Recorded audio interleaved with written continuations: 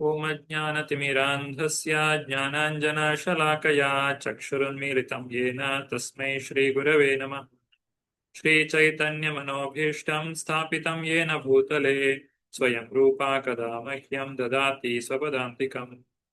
ವಂದೇಹಂ ಶ್ರೀಗುರು ಶ್ರೀಯುತಾಪದಕಮಲಂ ಶ್ರೀಗುರೂನ್ ವೈಷ್ಣವಾಂಶ್ಚ ಶ್ರೀರೂಪಂ ಸಾಗ್ರಜಾತಂ ಸಹಗಣ ರಘುನಾಥಾನ್ವಿತಂ ತಂ ಸಜೀವಂ ಸಾದ್ವೈತಂ ಸಾವಧೂತಂ ಪರಿಜನಸಹಿತಂ ಕೃಷ್ಣ ಚೈತನ್ಯ ದೇವಂ ಶ್ರೀರಾಧಾ ಕೃಷ್ಣ ಪಾದಾನ್ ಸಹಗಣ ಲಲಿತಾ ಶ್ರೀ ವಿಶಾಖಾನ್ವಿತಾಂಶ್ಚ. ಹೇ ಕೃಷ್ಣ ಕರುಣಾ ಸಿಂಧು ದೀನಬಂಧು ಜಗತ್ಪತೆ ಗೋಪೇಶ ಗೋಪಿಕಾ ಕಾಂತ ರಾಧಾಕಾಂತ ನಮೋಸ್ತುತೆ. ತಪ್ತ ಕಾಂಚನ ಗೌರಾಂಗಿ ರಾಧೆ ವೃಂದಾವನೇಶ್ವರಿ ವೃಷಭಾನುಸುತೆ ದೇವಿ ಪ್ರಣಮಾಮಿ ಹರಿಪ್ರಿಯೆ. ವಾಂಛಾಕಲ್ಪತರುಭ್ಯಶ್ಚ ಕೃಪಾ ಸಿಂಧುಭ್ಯ ಏವ ಚ ಪತಿತಾನಾಂ ಪಾವನೇಭ್ಯೋ ವೈಷ್ಣವೇಭ್ಯೋ ನಮೋ ನಮಃ. ಓಂ ವಿಷ್ಣುಪಾದಾಯ ಕೃಷ್ಣಪ್ರೇಷ್ಠಾಯ ಭೂತಲೆ ಶ್ರೀಮತೆ ಭಕ್ತಿವೇದಾಂತ ಸ್ವಾಮಿನ್ ಇತಿ ನಾಮಿನೇ. ನಮಸ್ತೆ ಸಾರಸ್ವತೆ ದೇವೆ ಗೌರವಾಣಿ ಪ್ರಚಾರಿಣೆ ನಿರ್ವಿಶೇಷ ಶೂನ್ಯವಾದಿ ಪಾಶ್ಚಾತ್ಯ ದೇಶತಾರಿಣಿ. ಜಯೋ ಶ್ರೀ ಕೃಷ್ಣ ಚೈತನ್ಯ ಪ್ರಭೋ ನಿತ್ಯಾನಂದ ಶ್ರೀ ಅದ್ವೈತ ಗದಾಧರ ಶ್ರೀವಾಸಾದಿ ಗೌರ ಭಕ್ತ ವೃಂದ. ಹರೇ ಕೃಷ್ಣ ಕೃಷ್ಣ ಕೃಷ್ಣ ಹರೇ ಹರೇ ಹರೇ ರಾಮ ರಾಮ ರಾಮ ಹರೇ ಹರೇ. ಹರೇ ಕೃಷ್ಣ. ಶ್ರೀಮದ್ ಭಾಗವತದ ಅಧ್ಯಯನಕ್ಕೆ ಬಂದಂತಹ ಎಲ್ಲ ಭಕ್ತರಿಗೂ ಕೂಡ ಸ್ವಾಗತ.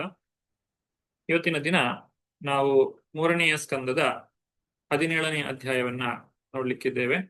ವಿಶ್ವವಿಜೇತ ಹಿರಣ್ಯಾಕ್ಷ. ಹಿಂದಿನ ಅಧ್ಯಾಯದಲ್ಲಿ ಜಯ ವಿಜಯರು ಕುಮಾರರಿಂದ ಶಾಪಗೊಳಗಾದಂತಹ ವಿಚಾರವನ್ನ ನಾವು ತಿಳಿದುಕೊಂಡಿದ್ದೇವೆ. ಭಗವಂತನು ಯಾವ ರೀತಿಯಾಗಿ ಅಲ್ಲಿ ಕುಮಾರರ ಜೊತೆಗೆ ಮಾತನಾಡಿ ಆ ಒಂದು ಜಯ ವಿಜಯರು ಮಾಡಿದಂತಹ ತಪ್ಪು ಮತ್ತು ಕುಮಾರರಿಂದಾದಂತಹ ತಪ್ಪು ಈ ಎರಡನ್ನೂ ಕೂಡ ಭಗವಂತ ತಿಳಿಸಿದ್ದಾನೆ. ಮತ್ತು ಆ ಭಗವಂತನ ಪಾದ ಪದ್ಮಗಳಿಗೆ ಅರ್ಪಿಸಿದಂತಹ ತುಳಸಿಯ ಒಂದು ಸುವಾಸನೆಯನ್ನ ಆಘ್ರಾಣಿಸಿದಂತಹ ಚತುಷ್ಕುಮಾರರು ಆ ಭಗವಂತನ ಸಾಕ್ಷಾತ್ಕಾರವನ್ನ ಕಣ್ಣಾರೆ ಭಗವಂತನನ್ನ ಕಾಣುವಂತಹ ಒಂದು ಅವಕಾಶವನ್ನ ಅವರು ಪಡೆದಿದ್ದಾರೆ. ನಂತರ ಆ ಕುಮಾರರು ಅಲ್ಲಿಂದ ಹಾಗೆ ಹೊರಟು ಹೋಗ್ತಾರೆ. ಜಯ ವಿಜಯರು ಈಗ ದ್ವಿತೀಯ ಗರ್ಭವನ್ನ ಸೇರಿದ್ದಾರೆ. ದ್ವಿತೀಯು ತನಗೆ ಹುಟ್ಟಲಿರುವಂತಹ ಮಕ್ಕಳು ರಾಕ್ಷಸರಾಗಿರ್ತಾರೆ ಅನ್ನುವಂತಹ ವಿಚಾರವನ್ನ ತನ್ನ ಪತಿಯಾದಂತಹ ಕಶ್ಯಪರಿಂದ ತಿಳಿದುಕೊಂಡ ನಂತರ ತನ್ನ ಮಕ್ಕಳಿಂದ ಪ್ರಪಂಚಕ್ಕೆ ಕ್ಷೋಭೆ ಆಗಬಾರದು ಅನ್ನುವಂತಹ ಉದ್ದೇಶಕ್ಕಾಗಿ ಆ ಒಂದು ಗರ್ಭವನ್ನ 100 ವರ್ಷಗಳ ಕಾಲ ಆಕೆ ಹಿಡಿದಿಟ್ಟುಕೊಳ್ತಾಳೆ. ಅವರಿಗೆ ಜನ್ಮವನ್ನ ಕೊಡುವುದಿಲ್ಲ. ಈಗ ಈ ಅಧ್ಯಾಯದಲ್ಲಿ ಅವರ ಜನ್ಮ ಮತ್ತೆ ಆ ಜನ್ಮದ ಸಮಯದಲ್ಲಿ ಆದಂತಹ ಒಂದು ಸಂದರ್ಭಗಳು ಏನೆಲ್ಲ ಶಕುನಗಳು ಅಲ್ಲಿ ಕಾಣಿಸಿಕೊಂಡಿತು, ಉತ್ಪಾತಗಳು ಕಾಣಿಸಿಕೊಂಡಿತು, ಆಮೇಲೆ ಯಾವ ರೀತಿ ಹಿರಣ್ಯಾಕ್ಷನು ಜಗತ್ತನ್ನ ಜಯಿಸ್ಲಿಕ್ಕೆ ಪ್ರಯತ್ನಿಸ್ತಾನೆ ಅನ್ನುವುದನ್ನ ಈ ಒಂದು ಅಧ್ಯಾಯದಲ್ಲಿ ನಾವು ಇವತ್ತು ತಿಳಿದುಕೊಳ್ಳಿಕ್ಕಿದ್ದೇವೆ. ಶ್ರೀಮದ್ ಭಾಗವತದ ಪುಸ್ತಕ ಇದ್ದವರು ದಯವಿಟ್ಟು ತೆರೆಯಿರಿ ಮತ್ತು ಯಾರೆಲ್ಲ ಅನುವಾದವನ್ನು ಓದ್ತಿರೋ ಅವರು ಕೈ ಮೇಲೆ ಎತ್ತಬಹುದು. ಶ್ರೀಮದ್ ಭಾಗವತದ 3ನೆಯ ಸ್ಕಂದ 17ನೆಯ ಅಧ್ಯಾಯ 1ನೆಯ ಶ್ಲೋಕ. ಈ ಶ್ಲೋಕವನ್ನ ಮೈತ್ರೇಯರು ನುಡಿತಾ ಇದ್ದಾರೆ. ನಿಶಮ್ಯಾತ್ಮ ಭುವಾ ಗೀತಂ ಕಾರಣಂ ಶಂಕಯೋಜ್ಜಿತ ತಥಾ ಸರ್ವೇ ನ್ಯವರ್ತಂತ ತ್ರಿದಿವಾಯ ದಿವೌಕಸಃ. ಚಂದ್ರಿಕಾ ಮಾತಾಜಿ. ಹರೇ ಕೃಷ್ಣ ಪ್ರಭುಜಿ. ಮೈತ್ರೇಯರು ಹೇಳಿದರು, ದೇವತೆಗಳು ಊರ್ಧ್ವಲೋಕವಾಸಿಗಳು ಅವರು ಅಂಧಕಾರ ಉಂಟಾದ ಕಾರಣದ ಬಗ್ಗೆ ವಿಷ್ಣು ಪುತ್ರನಾದ ಬ್ರಹ್ಮನಿಂದ ವಿವರಣೆ ಪಡೆದು ಭಯಮುಕ್ತರಾದರು. ಅನಂತರ ಅವರು ತಮ್ಮ ತಮ್ಮ ಲೋಕಗಳಿಗೆ ಹಿಂದಿರುಗಿದರು. ಹರೇ ಕೃಷ್ಣ. ಹರೇ ಕೃಷ್ಣ. ಇಲ್ಲಿ ನಮ್ಮಲ್ಲಿರುವಂತಹ ಭಯ ಏನಿದೆ ಅದಕ್ಕೆ ಮೂಲ ಕಾರಣ ಏನು ಅಂತ ನೋಡುದಾದ್ರೆ ಅದು ಅಜ್ಞಾನ. ಅಜ್ಞಾನವೇ ಭಯಕ್ಕೆ ಕಾರಣ. ಅಜ್ಞಾನ ಅಂತ ಹೇಳಿದ್ರೆ ಕತ್ತಲು ಇದ್ದ ಹಾಗೆ. ಕತ್ತಲಿನಲ್ಲಿ ನಮಗೆ ಯಾವುದು ಕೂಡ ಸ್ಪಷ್ಟವಾಗಿ ಕಾಣುವುದಿಲ್ಲ. ಏನಾಗ್ತಾ ಇದೆ ಅನ್ನೋದನ್ನ ನಾವು ತಿಳ್ಕೊಳ್ಳಿಕ್ಕೆ ಸಾಧ್ಯ ಆಗುದಿಲ್ಲ. ಅದೇ ರೀತಿ ಒಂದು ವಿಚಾರದ ಬಗ್ಗೆಗಿನ ಅಜ್ಞಾನ ಇದ್ದಾಗ ಮತ್ತೆ ಮುಂದಕ್ಕೆ ಏನಾಗಬಹುದು ಅನ್ನುವಂತಹ ಒಂದು ಯೋಚನೆ ನಮಗೆ ಬರುವುದಿಲ್ಲ. ಆದ್ರೆ ಈಗ ದೇವತೆಗಳು ಬ್ರಹ್ಮದೇವರಲ್ಲಿ ಹೋಗಿ ಪ್ರಶ್ನೆ ಮಾಡಿದಾಗ ಬ್ರಹ್ಮದೇವರಿಂದ ಎಲ್ಲ ವೃತ್ತಾಂತವನ್ನ ಕೇಳಿ ತಿಳಿದುಕೊಂಡ ಮೇಲೆ ಆ ದೇವತೆಗಳ ಭಯವು ದೂರವಾಯಿತು. ಹಾಗೆ ನಾವು ಕೂಡ ಈ ಅಜ್ಞಾನ ಅನ್ನುವಂತಹ ಕತ್ತಲಿನಿಂದ ಜ್ಞಾನ ಅನ್ನುವಂತಹ ಬೆಳಕಿಗೆ ಬಂದಾಗ ನಮಗೆ ಈ ಭಯ ಅನ್ನುವಂಥದ್ದು ದೂರವಾಗ್ತದೆ. ನಾವು ಯಾವಾಗ ಭಗವಂತನಿಂದ ವಿಮುಖರಾಗ್ತೇವೆ, ಭಗವಂತನಿಗೆ ಬೆನ್ನು ಹಾಕ್ತೇವೆ, ಆಗ ಈ ಅಜ್ಞಾನವು ನಮ್ಮನ್ನ ಆವರಿಸಿಕೊಳ್ಳುತ್ತದೆ ಮತ್ತು ಅದರ ಒಂದು ಪ್ರತಿಫಲವೇ ಈ ಭಯ. ಭೌತಿಕ ಪ್ರಪಂಚದಲ್ಲಿ ಪ್ರತಿಯೊಂದು ಜೀವಿಯು ಕೂಡ ಭಯದಿಂದ ಇರುವುದನ್ನು ನಾವು ಕಾಣಬಹುದು. ಎಲ್ಲರಿಗೂ ಕೂಡ ಆ ಭವಿಷ್ಯದ ಕುರಿತಾದಂತಹ ಭಯ. ಪ್ರಾಣಿಗಳಲ್ಲಿರ್ಲಿ, ಪಕ್ಷಿಗಳಲ್ಲಿರ್ಲಿ, ಒಂದು ಪಕ್ಷಿ ಬಂದು ಆಹಾರವನ್ನ ತಿನ್ನಬೇಕು ಅಂತ ಹೇಳಿದ್ರೆ ಅದು ಭಯದಿಂದಲೇ ತಿಂತದೆ. ಒಂದೆರಡು ಕಾಳು ತಿಂತದೆ, ಮತ್ತೆ ಆಚೆ ಈಚೆ ಎಲ್ಲ ನೋಡ್ತದೆ, ಯಾರಾದ್ರೂ ನನ್ನನ್ನ ಹಿಡಿಲಿಕ್ಕೆ ಬರ್ತಾರಾ ಅಥವಾ ನನ್ನನ್ನು ಸಾಯಿಸಬಹುದಾ ಯಾರಾದ್ರೂ ಅಂತೇಳಿ. ಈ ರೀತಿಯಾದಂತಹ ಭಯ ಎಲ್ಲ ಜೀವಿಗಳನ್ನ ಆವರಿಸಿಕೊಂಡಿದೆ. ಆಹಾರ, ನಿದ್ರಾ, ಭಯ, ಮೈಥುನ, ಈ 4 ಚಟುವಟಿಕೆಗಳು ಈ ಭೌತಿಕ ಪ್ರಪಂಚದಲ್ಲಿ ಬಂಧಿತರಾಗಿರುವಂತಹ ಜೀವಿಗಳಲ್ಲಿ ಕಂಡು ಬರ್ತದೆ. ದೇವತೆಗಳು ಕೂಡ ಭೌತಿಕ ಪ್ರಪಂಚದಲ್ಲಿ ಬಂಧಿತರಾಗಿದ್ದಾರೆ ಅನ್ನುವುದಕ್ಕೆ ಇದು ಒಂದು ನಿದರ್ಶನ. ದೇವತೆಗಳಲ್ಲಿಯೂ ಕೂಡ ಆ ಭಯ ಅನ್ನುವಂಥದ್ದು ಇದೆ.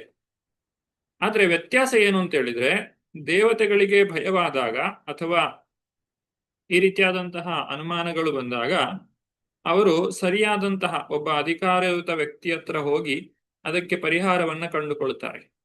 ಈ ರೀತಿ ಅವರು ಭಯಮುಕ್ತರಾಗ್ತಾರೆ.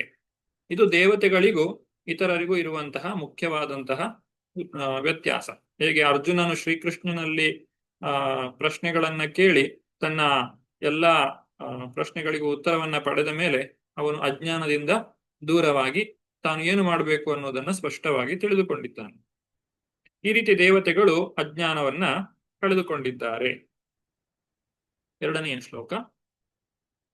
ದಿತಿಸ್ತು ಭರ್ತುರಾದೇಶಾದಪ್ಪತ್ಯ ಪರಿಶಂಕಿನಿ ಪೂರ್ಣೇ ವರ್ಷೇ ಶತೆ ಸಾತ್ವಿ ಪುತ್ರೌ ಪ್ರಸುಷುವೆ ಯಮೌ.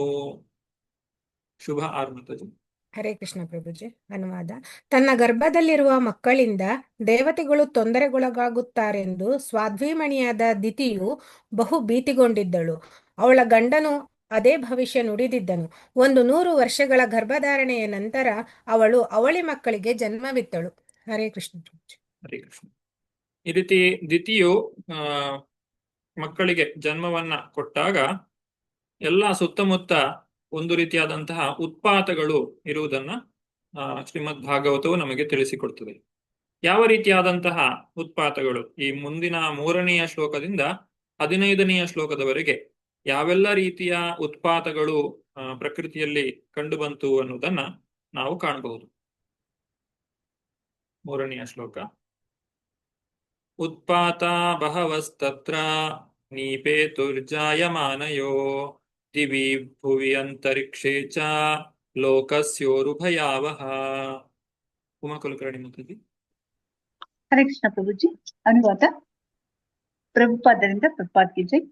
ಆ ಇಬ್ಬರು ದೈತ್ಯರು ಜನಿಸಿದಾಗ ಸ್ವರ್ಗಲೋಕಗಳು, ಭೂಲೋಕಗಳು ಮತ್ತು ಅಂತರಿಕ್ಷದಲ್ಲಿ ಭೀಕರವಾದ ಮತ್ತು ಅದ್ಭುತವಾದ ಹಲವು ಪ್ರಾಕೃತಿಕ ಉತ್ಪಾತಗಳು ಉಂಟಾದವು. ಹರೇ ಕೃಷ್ಣ ಪ್ರಭುಜಿ. ಹರೇ ಕೃಷ್ಣ. ಭೂಮಿ, ಆಕಾಶ, ಅಂತರಿಕ್ಷ ಅಂದ್ರೆ ಈ ಭೂಲೋಕದಲ್ಲಿಯೂ ಮತ್ತೆ ಸ್ವರ್ಗಲೋಕದಲ್ಲಿ ಮತ್ತೆ ಮಧ್ಯದಲ್ಲಿರುವಂತಹ ಅಂತರಿಕ್ಷ, ಈ ಎಲ್ಲಾ ಜಾಗಗಳಲ್ಲಿ 3 ಕಡೆಗಳಲ್ಲಿಯೂ ಕೂಡ ಉತ್ಪಾತಗಳು ಕಂಡು ಬಂದಿವೆ. ಯಾವ ರೀತಿಯಾದಂತಹ ಉತ್ಪಾತಗಳು? ಸಹಾಚಲ ಭುವಶ್ಚೇಲುರ್ದಿಶಾ ಸರ್ವ ಪ್ರಜ್ವಲು ಸೋಲ್ಕಾಶ್ಚಾಯನ ಹೇತು ಕೇತವಶ್ಚಾರ್ತಿ ಹೇತವ. ಚಂದ್ರಿಕಾ ಮಾತಾಜಿ. ಹರೇ ಕೃಷ್ಣ ಪ್ರಭುಜಿ. ಭೂಮಿಯ ಮೇಲಿರುವ ಪರ್ವತ ಶ್ರೇಣಿಗಳಲ್ಲಿ ಭೂಕಂಪಗಳುಂಟಾದವು. ಎಲ್ಲೆಡೆಗಳಲ್ಲಿ ಬೆಂಕಿ ಉರಿಯುವಂತೆ ತೋರಿತು. ಧೂಮಕೇತುಗಳು, ಉಲ್ಕೆಗಳು ಮತ್ತು ಸಿಡಿಲುಗಳೊಡನೆ ಶನಿಯಂತಹ ಹಲವು ಅಶುಭಕಾರಕ ಗ್ರಹಗಳು ಕಾಣಿಸಿಕೊಂಡವು. ಹರೇ ಕೃಷ್ಣ ಪ್ರಭುಜಿ. ಹರೇ ಕೃಷ್ಣ. ಪ್ರಭುಪಾದರು ಭಾವಾರ್ಥದಲ್ಲಿ ಬರೀತಾರೆ, ಯಾವಾಗ ಒಬ್ಬ ದೈತ್ಯನು ಜನ್ಮವನ್ನ ತಾಳ್ತಾನೋ ಆಗ ಈ ರೀತಿಯಾದಂತಹ ಉತ್ಪಾತಗಳು ಕಾಣಿಸ್ತವೆ. ಮತ್ತೆ ಈ ಕಲಿಯುಗದಲ್ಲಿ ಸಾಮಾನ್ಯವಾಗಿ ಇಂತಹ ಸಂದರ್ಭಗಳು ಕಾಣಿಸಿಕೊಳ್ತಾ ಇರ್ತದೆ. ಅಂದ್ರೆ ಇಲ್ಲಿ ಅನೇಕ ರೀತಿಯಾದಂತಹ ದೈತ್ಯರ ಮನಸ್ಥಿತಿ ಇರುವಂತಹ ಜನರು ಜನ್ಮವನ್ನ ತಾಳ್ತಾ ಇರ್ತಾರೆ. ಅದರಿಂದ ಈ ರೀತಿಯಾದಂತಹ ಪ್ರಕೃತಿಯ ಕ್ಷೋಭೆಗಳು ಕಾಣಿಸಿಕೊಳ್ತವೆ.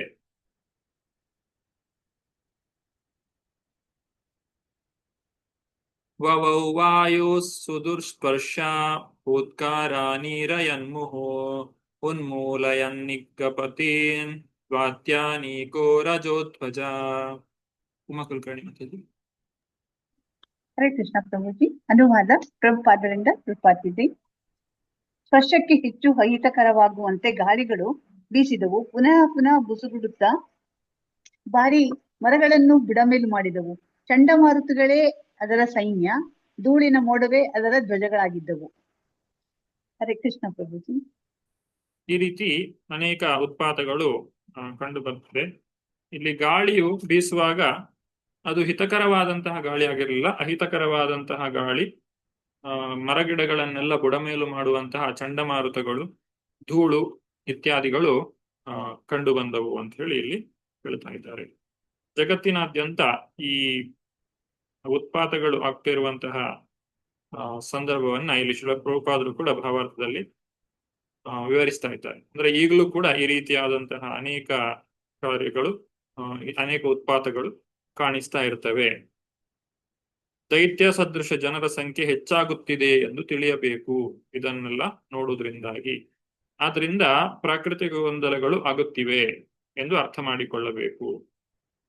ಕೆಲವೊಂದು ಪ್ರಪಂಚದ ಒಂದೊಂದು ಜಾಗಗಳಲ್ಲಿ, ಪಾಶ್ಚಾತ್ಯ ದೇಶಗಳಲ್ಲಿ ಅಲ್ಲಿ ಮೋಡವೇ ಇರುವುದಿಲ್ಲ, ಅಥವಾ ಸದಾಕಾಲ ಮೋಡವೇ ಇರ್ತದೆ, ಸೂರ್ಯನ ಬೆಳಕೇ ಅಲ್ಲಿಗೆ ಬರುವುದಿಲ್ಲ, ಅಥವಾ ಹಿಮಪಾತ, ಅತಿಯಾದ ಶೈತ್ಯ ಇತ್ಯಾದಿ ಸ್ಥಳಗಳು, ಅಂತಹ ಸ್ಥಳಗಳು ನಿಷಿದ್ಧ ಪಾಪ ಕಾರ್ಯಗಳಿಗೆ ಒಗ್ಗಿದ ದೈತ್ಯ ಸದೃಶ ಜನರಿಂದ ತುಂಬಿದೆ ಎನ್ನುವುದನ್ನು ಇದು ನಿಶ್ಚಯವಾಗಿ ತಿಳಿಸುತ್ತದೆ. ರಾಕ್ಷಸಿಯ ಕಾರ್ಯಗಳು, ದೈತ್ಯರ ರೀತಿಯಾದಂತಹ ವ್ಯವಹಾರಗಳನ್ನ ಅಲ್ಲಿ ಮಾಡುವುದನ್ನ ಕಾಣಬಹುದು. 6ನೇ ಶ್ಲೋಕ. ಉದ್ಧಸತ್ತಡಿದಂಬೋಧ ಘಟಯಾ ನಷ್ಟ ಭಾಗಣೆ ವ್ಯೋಮ್ನಿ ಪ್ರವಿಷ್ಟ ತಮಸಾ ನ ಸ್ಮಾವ್ಯಾದೃಶ್ಯತೆ ಪದಂ. ಶುಭ ಮಾತಾಜಿ. ಹರೇ ಕೃಷ್ಣ ಪ್ರಭುಜಿ. ಆಕಾಶದಲ್ಲಿ ನಕ್ಷತ್ರಗಳು ಮೋಡಗಳ ರಾಶಿಯ ಹಿಂದೆ ಮರೆಯಾದವು. ಅವುಗಳಿಂದ ಕೆಲವೊಮ್ಮೆ ಅಟ್ಟಹಾಸದಂತೆ ಮಿಂಚುಗಳು ಹೊಳೆಯುತ್ತಿದ್ದವು. ಅಂಧಕಾರದಲ್ಲಿ ಎಲ್ಲೆಡೆ ಆವರಿಸಿತ್ತು, ಏನೂ ಕಾಣುತ್ತಿರಲಿಲ್ಲ. ಹರೇ ಕೃಷ್ಣ. ಈ ಹಿಂದಿನ ಶ್ಲೋಕದಲ್ಲಿ ನಕ್ಷತ್ರಗಳ ಬಗ್ಗೆ ಅಥವಾ ಇಲ್ಲಿ ಗ್ರಹಗಳ ಬಗ್ಗೆ ತಿಳಿಸಿದ್ದಾರೆ. ಯಾವಾಗ ಮಂಗಳ ಮತ್ತೆ ಶನಿ ಇವುಗಳು ಅಶುಭಕಾರಕ ಗ್ರಹಗಳು ಅಂತೇಳಿ ಹೇಳ್ತಾರೆ. ಈ ಬುಧ, ಗುರು ಮತ್ತೆ ಶುಕ್ರ ಇತ್ಯಾದಿ ಗ್ರಹಗಳು ಶುಭ ಗ್ರಹಗಳು ಅಂತ ಹೇಳಿ ಹೇಳ್ತಾರೆ. ಹಾಗೆ ಈ ಜ್ಯೋತಿಷಾಸ್ತ್ರದ ಪ್ರಕಾರ ಈ ಅಶುಭಕಾರಕವಾದಂತಹ ಗ್ರಹಗಳು ಕಾಣಿಸಿಕೊಂಡವು, ನಕ್ಷತ್ರಗಳು ಮುಚ್ಚಿ ಹೋಗಿದ್ದವು, ಮತ್ತು ಮಿಂಚುಗಳು ಆಕಾಶದಲ್ಲಿ ಕಾಣಿಸ್ತಾ ಇತ್ತು. 7ನೇ ಶ್ಲೋಕ. ಚುಕ್ರೋಶಾ ವಿಮನ ವಾರ್ಧೀರೂರ್ಧುರ್ಮಿ ಕ್ಷುಭಿತೋದರ ಸೋದಪಾನಶ್ಚ ಸರಿತಶ್ಚುಕ್ಷುಭು ಶುಷ್ಕ ಪಂಕಜ. ಚಂದ್ರಿಕಾ ಮತ್ತು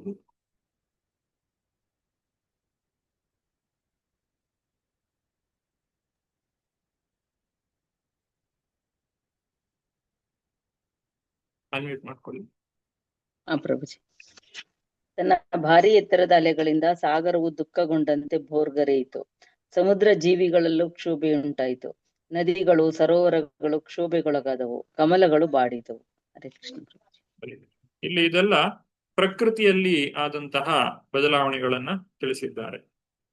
ಮತ್ತೆ ಈ ಆಕಾಶದಲ್ಲಿ ನಡೆದಿರುವಂತಹ ಉತ್ಪಾತಗಳನ್ನು ಕೂಡ ಇಲ್ಲಿ ತಿಳಿಸಿದ್ದಾರೆ. ಮುಹು ಪರಿಧಯೋ ಭುವನ್ ಸರಾಹೋ ಶಶಿ ಸೂರ್ಯಯೋ ನಿರ್ಘಾತಾರಥ ನಿರ್ಘಾತ ವಿವರೇಭ್ಯ ಪ್ರಜಜ್ಞಿರೇ. ಹರೇ ಕೃಷ್ಣ ಪ್ರಭುಜಿ. ಅನುವಾದ ಪ್ರಭುಪಾದರಿಂದ ಪ್ರಭುಪಾದಿದೆ. ಸೂರ್ಯ ಚಂದ್ರರ ಗ್ರಹಣ ಕಾಲದಲ್ಲಿ ಮತ್ತೆ ಮತ್ತೆ ಸೂರ್ಯ ಚಂದ್ರರ ಸುತ್ತ ಗುಡಿಕಟ್ಟುಗಳು ಕಾಣಿಸಿದವು. ಮೋಡಗಳೆಲ್ಲದಾಗಲೂ ಗುಡುಗಿನ ಆರ್ಭಟಗಳು ಕೇಳಿಸಿದವು. ಪರ್ವತದ ಗುಹೆಗಳಿಂದ ರಟ ವೆನ್ನುವ ರಥಚಲನೆಯ ಧ್ವನಿಗಳಂತ ಸದ್ದುಗಳುಂಟಾದವು. ಹರೇ ಕೃಷ್ಣ ಪ್ರಭುಜಿ. ಇದೆಲ್ಲ ಪ್ರಕೃತಿಯಲ್ಲಿ ಆದಂತಹ ಉತ್ಪಾತಗಳಾದ್ರೆ, ಇನ್ನು ಪ್ರಾಣಿ ಪಕ್ಷಿಗಳು ಕೂಡ ಈ ಉತ್ಪಾತಗಳನ್ನ ಸೂಚಿಸ್ತಾ ಇದ್ದವು. ಬೇರೆ ಬೇರೆ ರೀತಿಯಾದಂತಹ ಪ್ರಾಣಿಗಳ ಒಂದು ಲಕ್ಷಣಗಳನ್ನ, ಅವುಗಳ ವರ್ತನೆಯನ್ನ ಇಲ್ಲಿ ಮುಂದಿನ ಶ್ಲೋಕದಲ್ಲಿ ತಿಳಿಸ್ತಾ ಇದ್ದಾರೆ. 9ನೇ ಶ್ಲೋಕ. ಅಂತರ್ಗ್ರಾಮೇಶು ಮುಖತೋ ವಮಂತ್ಯೋ ವಹ್ನಿಮುಲ್ಬಣಂ ಸೃಗಾಲೋಲು ಕಟಂಕಾರೈ ಪ್ರಾಣೇ ದುರಶಿವಂ ಶಿವ. ಶುಭ ಮಾತಾಜಿ. ಹರೇ ಕೃಷ್ಣ. ಗ್ರಾಮಗಳಲ್ಲಿ ಹೆಣ್ಣು ನರಿಗಳು ಅಶುಭವಾಗಿ ಊಳಿಟ್ಟವು. ಅವು ತಮ್ಮ ಬಾಯಿಗಳಿಂದ ಬಲವಾದ ಬೆಂಕಿಯನ್ನು ಕಾರುತ್ತಿದ್ದವು. ಗಂಡು ನರಿಗಳು ಗೂಬೆಗಳು ಅರಚುವಿಕೆಯಲ್ಲಿ ಅವುಗಳ ಜೊತೆಗೂಡಿದವು. ಹರೇ ಕೃಷ್ಣ. ಈ ನರಿಗಳು ಕೂಗಿದಾಗ ಒಂದು ರೀತಿಯಾದಂತಹ ಅಶುಭಕರವಾದ ವಾತಾವರಣ ಸೃಷ್ಟಿಯಾಗ್ತದೆ. ರಾತ್ರಿ ಹೊತ್ತಿನಲ್ಲಿ ಅವುಗಳು ಕೂಗಿದ್ರೆ ಏನೋ ಒಂದು ರೀತಿಯಾದಂತಹ ಭಯವನ್ನ ಅವುಗಳು ಸೂಚಿಸ್ತವೆ. ಸಂಗೀತ ವದ್ರೋದನ ವದುನ್ನ ಮಯ್ಯ ಶಿರೋಧರಾಂ ವ್ಯಮುಂಚನ್ ವಿವಿಧಾ ವಾಚೋ ಗ್ರಾಮ ಸಿಂಹಾಸತಸ್ತತಃ. ಲೀಲಾವತಿ ಮಿಂಚಿ. ಹರೇ ಕೃಷ್ಣ ಪ್ರಭು. ಅನುವಾದ: ಕತ್ತನ್ನು ಮೇಲೆತ್ತಿ ಅಲ್ಲಿ ಇಲ್ಲಿ ಒಮ್ಮೆ ಹಾಡುವಂತೆ ಒಮ್ಮೆ ಅಳುವಂತೆ ನಾಯಿಗಳು ಬೊಗಳಿದವು. ಹರೇ ಕೃಷ್ಣ ಪ್ರಭು. ಧನ್ಯವಾದಗಳು. ಈ ರೀತಿ ನಾಯಿಗಳು ಕತ್ತೆಗಳೆಲ್ಲ ಶಬ್ದವನ್ನ ಮಾಡ್ತಾ ಇದ್ವು. ಹಾಗೆ ಕತ್ತೆಗಳು ಗುಂಪಾಗಿ ಅತ್ತಿತ್ತ ಓಡಾಡುತ್ತಾ ಇದ್ದವು, ಕರ್ಕಶವಾಗಿ ಶಬ್ದವನ್ನ ಮಾಡ್ತಾ ಇದ್ದವು. ಅವುಗಳ ಕತ್ತೆಗಳ ಅರಚುವಿಕೆಯಿಂದಾಗಿ ಹಕ್ಕಿಗಳೆಲ್ಲ ಚೀರಾಡುತ್ತಾ ಗೂಡುಗಳಿಂದ ದೂರಕ್ಕೆ ಹಾರಿ ಹೋದವು. ದನಕರುಗಳು ಸೆಗಣಿ ಮತ್ತು ಮೂತ್ರವನ್ನ ವಿಸರ್ಜಿಸಿದವು. ಹಸುವಿನ ಕೆಚ್ಚಲಿನಿಂದ ಹಾಲಿನ ಬದಲಾಗಿ ರಕ್ತವು ಸುರಿಯಿತು. ಮೋಡಗಳು ಕೀವಿನ ಮಳೆಯನ್ನ ಮೋಡದಿಂದ ನೀರು ಬರ್ತಾ ಇರಲಿಲ್ಲ, ಕೀವು ಮಳೆಯ ರೂಪದಲ್ಲಿ ಸುರಿತಾ ಇತ್ತು. ದೇವಾಲಯದಲ್ಲಿದ್ದಂತಹ ದೇವರ ಪ್ರತಿಮೆಗಳೆಲ್ಲ ಕಣ್ಣೀರನ್ನ ಸುರಿಸ್ತಾ ಇದ್ದವು. ಗಾಳಿ ಇಲ್ಲದೆ ಇದ್ರೂ ಕೂಡ ಮರಗಳು ಉರುಳಿ ಹೋದವು. ಮಂಗಳ ಮತ್ತು ಶನಿ ಇತ್ಯಾದಿ ಅಶುಭ ಗ್ರಹಗಳು ಹೆಚ್ಚು ಪ್ರಕಾಶಮಾನವಾಗಿ ಬೆಳಗಿತು. ಶುಕ್ರ, ಗುರು, ಬುಧ ಇತ್ಯಾದಿ ಶುಭ ಗ್ರಹಗಳು ಮತ್ತು ಚಂದ್ರ ಸಮೂಹಗಳ ಕಾಂತಿಯನ್ನು ಅವುಗಳ ಅಂದ್ರೆ ಈ ಶುಭ ಗ್ರಹಗಳೇನಿದೆ ಅವುಗಳು ಕಾಂತಿಯಲ್ಲಿ ಕಡಿಮೆ ಕುಂದಿತು, ಮತ್ತು ಅಶುಭ ಗ್ರಹಗಳೆಲ್ಲ ಮಂಗಳ ಮತ್ತು ಶನಿಯಂತಹ ಅಶುಭ ಗ್ರಹಗಳು ಹೆಚ್ಚು ಪ್ರಕಾಶಮಾನವಾಗಿ ಬೆಳೆಯಿತು. ಇನ್ನು ಅನೇಕ ರೀತಿಯಾದಂತಹ ಶೋಭೆಗಳು ಕಾಣಿಸಿಕೊಂಡವು. ಜನರೆಲ್ಲ ಇದರಿಂದ ಭಯಗೊಂಡರು. ಇದರ ರಹಸ್ಯ ಏನು ಅನ್ನುವಂಥದ್ದು ಸಾಮಾನ್ಯ ಜನರಿಗೆ ಗೊತ್ತಿಲ್ಲದೆ ಈಗಲೇ ವಿಶ್ವದ ವಿನಾಶ ಹತ್ತಿರ ಬಂತು ಅಂತ ಹೇಳಿ ಜನರೆಲ್ಲ ಯೋಚನೆ ಮಾಡಲಿಕ್ಕೆ ಪ್ರಾರಂಭಿಸ್ತಾರೆ. ಆದ್ರೆ ಅಲ್ಲಿ ಚಿಂತೆಗೆ ಒಳಗಾಗದೇ ಇದ್ದಂತಹ ವ್ಯಕ್ತಿಗಳು ಅಂತ ಹೇಳಿದ್ರೆ 4 ಜನ ಮಾತ್ರ. ಅದು ಆ 4 ಜನ ಚತುಷ್ಕುಮಾರರು. ಯಾಕಂದ್ರೆ ಅವರಿಗೆ ಏನು ವಿಚಾರ ಏನಾಗಿದೆ ಅನ್ನುವಂಥದ್ದು ಗೊತ್ತಿದೆ. ಹಾಗಾಗಿ ಅವರಿಗೆ ಯಾವುದೇ ಭಯ ಉಂಟಾಗ್ಲಿಲ್ಲ. ಜಯ ವಿಜಯರ ಪತನದಿಂದಾಗಿ ದ್ವಿತೀಯ ಪುತ್ರರಾಗಿ ಅವರು ಜನಿಸಿದ್ದಾರೆ. ಇದೇ ಕಾರಣಕ್ಕಾಗಿ ಈ ಎಲ್ಲ ಉತ್ಪಾತಗಳು ಉಂಟಾಗ್ತಾ ಇವೆ ಅನ್ನೋದನ್ನ ಅವರು ತಿಳಿದವರಾಗಿದ್ರು. ಇನ್ನು ಮುಂದಿನ ಭಾಗದಲ್ಲಿ, ಮುಂದಿನ 4 ಶ್ಲೋಕಗಳಲ್ಲಿ ದೈತ್ಯರು ಜನಿಸಿದ ಮೇಲೆ ಅವರು ಬೆಳೆದು ದೊಡ್ಡದಾದಂತಹ ವಿಚಾರವನ್ನ ಮುಂದಿನ 16ನೇ ಶ್ಲೋಕದಲ್ಲಿ ತಿಳಿಸ್ತಾರೆ. ತವಾದಿ ದೈತ್ಯೌ ಸಹಸಾ ವ್ಯಜ್ಯಮಾನಾತ್ಮ ಪೌರುಷೌ ವವೃದ್ಧಾತ್ತೇಷ್ಮಸಾರೇಣ ಕಾಯೇನಾದ್ರಿಪತೆ ಇವ. ಚಂದ್ರಿಕಾ ಮಾತಾಡಿ. ಹರೇ ಕೃಷ್ಣ. ಪ್ರಾಚೀನ ಕಾಲದಲ್ಲಿ ಈ ಇಬ್ಬರು ದೈತ್ಯರು ಕಾಣಿಸಿಕೊಂಡರು. ಶೀಘ್ರವೇ ಅಸಾಮಾನ್ಯ ದೈಹಿಕ ಲಕ್ಷಣಗಳನ್ನು ಪ್ರದರ್ಶಿಸಿದರು. ಅವರು ಉಕ್ಕಿನಂತಹ ಶರೀರವನ್ನು ಹೊಂದಿದ್ದರು. ಅವು 2 ಮಹಾಪರ್ವತಗಳಂತೆ ಬೆಳೆಯತೊಡಗಿದವು. ಹರೇ ಕೃಷ್ಣ ಪ್ರಭುಜಿ. ಹರೇ ಕೃಷ್ಣ. ಇಲ್ಲಿ ಇಬ್ಬರು ಕೂಡ ಬಹಳ ಬಲಿಷ್ಠರಾಗಿದ್ರು, ದೈತ್ಯರಾಗಿದ್ರು. ಅಂತಹ ಉಕ್ಕಿನಂತಹ ಶರೀರವನ್ನ ಹೊಂದಿದ್ದಾರೆ. ರಾಕ್ಷಸರಂತೆ ಅವರು ಇದ್ದಾರೆ, ಮಹಾಪರ್ವತಗಳಂತೆ ಇಬ್ಬರು ಬೆಳೀತಾ ಇದ್ದಾರೆ. ದಿವಿ ಸ್ಪೃಶೌ ಹೇಮ ಕಿರೀಟ ಕೋಟಿಭಿ ನಿರುದ್ಧ ಕಾಷ್ಟೌ ಸ್ಫುರದಂಗದಾ ಭುಜೌ ಗಾಂ ಕಂಪಯಂತೌ ಚರಣೈ ಪದೇ ಪದೇ ಕಟ್ಯಾಸು ಕಂಚ ಅರ್ಕಂ ಮತೀತ್ಯ ತತ್ಸತು. ಶೋಭಯನ್ ಮಾತಾಜಿ.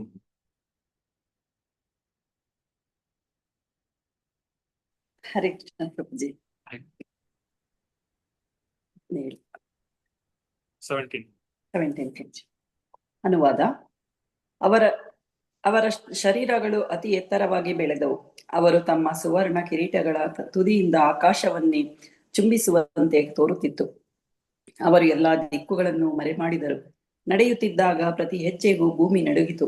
ಅವರ ತೋಳುಗಳು ಹೊಳೆಯುವ ತೋಳ್ದಂದಿಗಳಿಂದ ಅಲಂಕೃತವಾಗಿದ್ದವು. ಅವರ ನಡುಗಳಿಂದ ಸೂರ್ಯನನ್ನು ಮುಚ್ಚುತ್ತಿರುವಂತೆ ನಿಂತರು.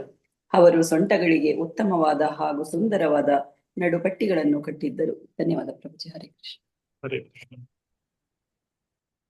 ರೂಪಾದರು ಭಾರತದಲ್ಲಿ ಬರೀತಾರೆ, ಅಸುರರು ದೇಹವನ್ನ ಬೆಳೆಸಿಕೊಳ್ಳಿಕ್ಕೆ ಬಹಳ ಆಸಕ್ತರಾಗಿರುತ್ತಾರೆ. ಅವರು ಬೀದಿಯಲ್ಲಿ ನಡೆಯುವಾಗ ಭೂಮಿಯು ಕಂಪಿಸುತ್ತದೆ. ನಿಂತಾಗ ಸೂರ್ಯ ಮತ್ತು 4 ದಿಕ್ಕುಗಳು ಮರೆಯಾಗುತ್ತವೆ.